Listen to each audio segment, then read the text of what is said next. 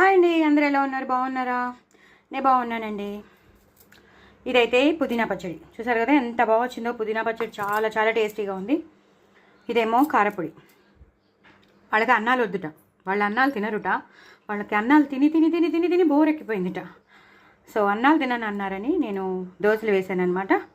So దోశల్లో ఈ కారపొడి, ఈ పుదీనా పచ్చడి నంచుకుని తింటారట, కానీ లేదా వేరే ఏదైనా తింటారట, కానీ అన్నం మాత్రం తినట్ట. ఆ అన్నం ఏదో నువ్వే తినేసే, లేదా రేపు పొద్దున్న చెద్దన్నం తినేసే, అంతే. మాత్రం ఇవాళ మాత్రం రాత్రి తినే ప్రసక్తి లేదని అన్నారు. సో పిల్లల కోసం నేను కారపొడి అలాగే పుదీనా పచ్చడి వేసి దోశలు వేసేసాను వేడివేడిగా. సో మీకు షార్ట్ తీసి చూపిస్తున్నాను.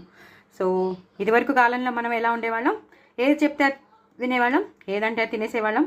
పాపం మారుతున్న రోజుల్లో వాళ్ళకు కూడా ఉంటుంది కదా. ఇదివరకు అంత మనకి పొల్యూషన్ అంత లేదు కదా, ఇప్పుడైతే పొల్యూషన్ ఎక్కువైపోయింది. సో వాళ్ళకు కూడా కొంచెం ఇవి తింటే మనకి ఎక్కువ, రైస్ తింటే ఎక్కువ కార్బోహైడ్రేట్స్ అని, ఒళ్ళు వచ్చేస్తుందని, ఇవన్నీ ఉండడం సహజమే. ఇదివరకు అంటే మనం వేరే ఇన్ని కంఫర్ట్స్ ఉండేవి కాదు. మనం వాకింగ్ చేసేవాళ్ళం, బయటికి వెళ్ళి ఆడుకునేవాళ్ళం. ఇప్పుడు ఆటలు లేవు కాబట్టి ఎప్పుడు చదువు లేదా కంప్యూటర్స్ లేదా ల్యాప్టాప్ పట్టుకుని ఉండడం లేదా టీవీ చూడడం తప్ప. సో ఇవన్నీ ఉన్న ములాంచి వాళ్ళు ఇలా అనుకోవడంలో తప్పు లేదు. సో అందుకే నేను దోశలు వేసి ఇచ్చేసాను. చక్కగా కారపొడి ప్లస్ పుదీనా పచ్చడి విత్ దోశలు. ఫస్ట్ అయితే 4 వేసేసాను. కడుపు నిండిపోతుంది అనుకుంటున్నాను. నిండకపోతే ఇంకోటి వేస్తాను. దయచేసి నా ఛానల్ని సబ్స్క్రైబ్ చేసుకోండి, సపోర్ట్ చేయండి. ఎంతో సాఫ్ట్గా ఉన్నాయి.